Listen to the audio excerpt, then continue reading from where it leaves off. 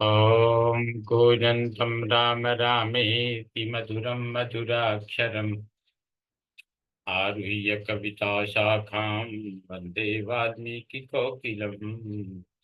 वाल्मीकिर्मुनिसिंहस्य कवितावनचारिणः शृण्वन् रामकथानादं को न याति पराङ्गतिम्।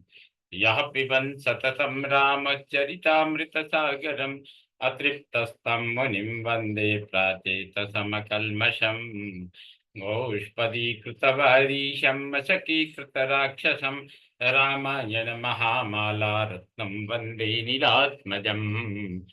अंजनानंदनं वीरं जानकी शोकनाशनं कपीसमक्षहन्तारं वन्दे लंका भयंकरम्।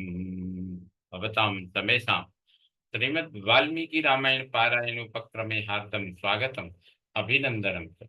इदानीं बालकाण्डस्य चतुस्सप्ततितमः सर्गः आरभ्यते। इस सर्ग में विश्वामित्र का अपने आश्रम को प्रस्थान, राजा जनक का कन्याओं को भारी दहेज देकर राजा दशरथ आदि को विदा करना, मार्ग में शुभाशुभ शकुन और परशुराम जी का आगमन, यह सब वर्णन महर्षि वाल्मीकि जी द्वारा वर्णित है। तो अथरात्र्यां व्यतीतायां विश्वामित्रो महामुनिः आपृष्ट्वा तौ च राजानौ जगामोत्तर पर्वतम।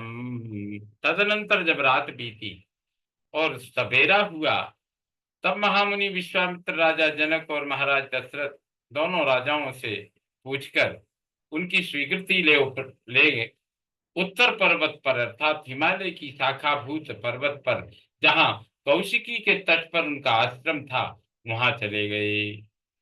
विश्वामित्रे गते राजा वैदेहं मिथिलाधिपम् आपृष्ट्वैव जगामाशु राजा दशरथः पुरीम। विश्वामित्र जी के चले जाने पर महाराज दशरथ भी विदेहराज मिथिला नरेश से अनुमति लेकर शीघ्र ही अपनी पुरी अयोध्या को जाने के लिए तैयार हो गए। अथ राजा विदेहानां ददौ कन्याधनं बहु गवां शतसहस्राणि बहूनि मिथिलेश्वरः कंबलानां च मुख्यानां क्षीमान् क्षौमान् कोट्यंबराणि च हत्यस्वरथपादातं दिव्य रूपम स्वलंकृतम। उस समय विदेहराज जनक ने अपनी कन्याओं के निमित्त दहेज में बहुत अधिक धन दिया।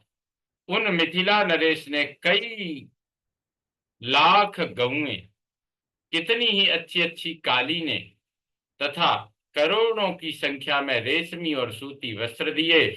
भांति भांति के गहनों से सजे हुए बहुत से दिव्य हाथी, घोड़े, रथ और पैदल सैनिक भेंट किए। ददौ कन्या सतम तासाम दासी दासमनुत्तमम् हिरण्यस्य सुवर्णस्य मुक्तानाम विद्रुमस्य च। अपनी पुत्रियों के लिए सहेली के रूप में उन्होंने 100 कन्याएं तथा उत्तम दास दासियां अर्पित की। इन सब के अतिरिक्त राजा ने उन सब के लिए 1 करोड़ स्वर्ण मुद्रा, रजत मुद्रा, मोती तथा मूंगे भी दिए।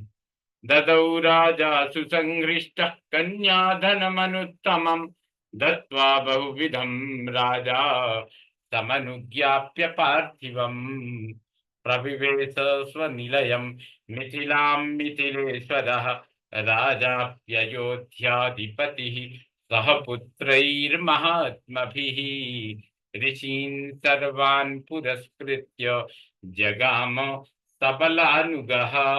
इस प्रकार मिथिलापति राजा जनक ने बड़े हर्ष के साथ उत्तमोत्तम कन्याधन दहेज दिया।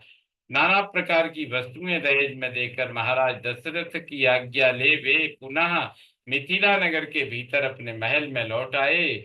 उधर अयोध्या नरेश राजा दशरथ भी संपूर्ण महर्षियों को आगे करके अपने महात्मा पुत्रों, सैनिकों तथा सेवकों के साथ अपनी राजधानी की ओर प्रस्थित हुए। गच्छन्तं तु नरव्याघ्रं तर्षिसंघं स राघवं घोरास्तु पक्षिणो वाचो व्याहरन्ति समन्ततः भौमाश्चैव मृगा सर्वे गच्छन्ति स्म प्रदक्षिणम्। उस समय ऋषि समूह तथा श्री रामचंद्र जी के साथ यात्रा करते हुए पुरुष सिंह महाराज दशरथ के चारों ओर भयंकर बोली बोलने वाले पक्षी चहचहाने लगे और भूमि पर विचरने वाले समस्त मृग उन्हें दाहिने रखकर जाने लगे। तान् दृष्ट्वा राजशार्दूलो वसिष्ठं पर्यपृच्छत असौम्या पक्षिणो घोरा मृगाश्चापि प्रदक्षिणाः किमिदं हृदयोत्कंपी मनो मम विषीदति। उन सबको देखकर राजसिंह दशरथ ने वशिष्ठ जी से पूछा, मुनिवर, एक ओर तो ये भयंकर पक्षी घोर शब्द कर रहे हैं और दूसरी ओर ये मृग हमें दाहिनी ओर करके जा रहे हैं। यह अशुभ और शुभ दो प्रकार का शकुन कैसा, यह मेरे लिए हृदय को कंपित किए देता है। मेरा मन विषाद में डूबा जाता है। राज्ञो दशरथस्यैतत् श्रुत्वा वाक्यं महान् ऋषिः उवाच मधुरां वाणीं श्रूयतामस्य यत्फलम् उपस्थितं भयं घोरं दिव्यं पक्षिमुखाच्युतं मृगा प्रशमयन्ते ते संतापत्यज्यतामयम्। राजा दशरथ का यह वचन सुनकर महर्षि वशिष्ठ ने मधुर वाणी में कहा, राजन, इस शकुन का जो फल है उसे सुनिए। आकाश में पक्षियों के मुख से जो बात निकल रही है वह बताती है कि इस समय कोई घोर भय उपस्थित होने वाला है, परंतु हमें दाहिने रखकर जाने वाले ये मृग उस भय के शांत हो जाने की सूचना दे रहे हैं। इसलिए आप यह चिंता छोड़ दीजिए। तेषां संवदतां तत्र वायु प्रादुर्बभूवः कंपयन् मेदिनीं सर्वां पातयश्च महाद्रुमान् तमसा संवृतः सूर्यः सर्वे नावेदिशुर्दिशः भस्मना चावृतं सर्वं सम्मूढ़मिव सम्मूढ़मिव तद्बलम्। इन लोगों में इस प्रकार बातें हो ही रही थी कि वहां बड़े जोर की आंधी उठी। वहां जो लोग थे उस आंधी को देखकर भयभीत हुए। वह सारी पृथ्वी को कंपाती हुई बड़े बड़े वृक्षों को धराशायी करने लगी। सूर्य अंधकार से आच्छन्न हो गए। किसी को दिशाओं का भान न रहा। धूल से ढक जाने के कारण वह सारी सेना मूर्छित सी हो गई। वसिष्ठो ऋषयश्चान्ये राजा च ससुतस्तदा ससंज्ञा इव तत्रासन् सर्वमन्यद्विचेतनम् तस्मिन् तमसि घोरे तु भस्मच्छन्नेव साचमुः। उस समय केवल वशिष्ठ मुनि अन्यान्य ऋषियों तथा पुरोहित सहित पुत्रों सहित और राजा दशरथ को ही चेत रह गया था। ते सभी लोग अचेत हो गए थे। उस घोर अंधकार में राजा की वह सेना धूल से आच्छादित हो गई थी। ददर्श भीम संकाशम जटामंडलधारिणम भार्गवम जामदग्नेयम राजा राजविमर्दनम कैलासमिव दुर्धर्षम कालाग्निमिव दुस्सहम ज्वलन्तमिव तेजोभिर्दुर्निरीक्ष्यं पृथक् जनैः कंदे चासज्य परशुं धनुर्विद्युद्गणोपमं प्रगृह्य सरमुग्रञ्च त्रिपुरघ्नं यथा शिवम्। उस समय राजा दशरथ ने देखा क्षत्रिय राजाओं का मान मर्दन करने वाले भृगुकुल नंदन जमदग्नि कुमार परशुराम सामने से आ रहे हैं। वे बड़े भयानक से दिखाई देते थे। उन्होंने मस्तक पर बड़ी बड़ी जटाएं धारण कर रखी थीं। वे कैलाश के समान दुर्जय और कालाग्नि के समान दुस्सह प्रतीत होते थे। तेजो मंडल द्वारा जाज्वल्यमान से हो रहे थे। साधारण लोगों के लिए उनकी ओर देखना भी कठिन था। वे कंधे पर फरसा रखे और हाथ में विद्युत गणों के समान दीप्तिमान धनुष एवं भयंकर बाण लिए त्रिपुर विनाशक भगवान शिव के समान जान पड़ते थे।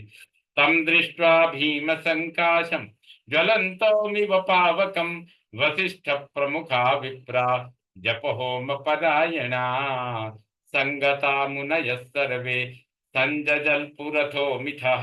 प्रज्वलित अग्नि के समान भयानक से प्रतीत होने वाले परशुराम को उपस्थित देख जप और होम में तत्पर रहने वाले वशिष्ठ आदि सभी ब्रह्मर्षि एकत्र हो परस्पर इस प्रकार बातें करने लगे। कच्चित पितृवधामर्षि क्षत्रम नोत्तादयिष्यति पूर्व पूर्वं क्षत्रवधं कृत्वा गतमन्युर्गतज्वरः क्षत्रस्योत्सादना क्षत्रस्योत्सादनं भूयो न खल्वस्य चिकीर्षितम्। क्या अपने पिता के वध से अमरस के वशीभूत हो ये क्षत्रियों का संहार नहीं कर डालेंगे? पूर्व काल में क्षत्रियों का वध करके इन्होंने अपना क्रोध उतार लिया है। अब इनकी बदला लेने की चिंता दूर हो चुकी है। अतः फिर क्षत्रियों का संहार करना इनके लिए अभीष्ट नहीं है, यह निश्चय पूर्वक कहा जा सकता है। एवं मुक्त्वार्घ्यमादाय भार्गवं भीम दर्शनम ऋषयो राम रामेति मधुरम वाक्यम अब्रुवन। ऐसा कहकर ऋषियों ने भयंकर दिखाई देने वाले भृगुनंदन परशुराम को अर्घ्य लेकर दिया और राम राम कहकर उनसे मधुर वाणी में बातचीत की। प्रतिगृह्य तुताम पूजाम ऋषि दत्ताम प्रतापवान रामम दासरथिम रामो जामदग्न्योऽभ्यभाषत। ऋषियों की दी हुई उस पूजा को स्वीकार करके प्रतापी जमदग्नि पुत्र परशुराम ने दशरथ नंदन श्री राम से इस प्रकार कहा। इत्यार्थ श्रीमद् रामायणे वाल्मीकिये आदि काव्ये बालकांडे चतुस्सप्ततितमः सर्गः सम्पूर्णतां याति। ओम पूर्णमदः पूर्णमिदं पूर्णात् पूर्णमुदच्यते पूर्णस्य पूर्णमादाय पूर्णमेवावशिष्यते। ओम शांति शांति शांति।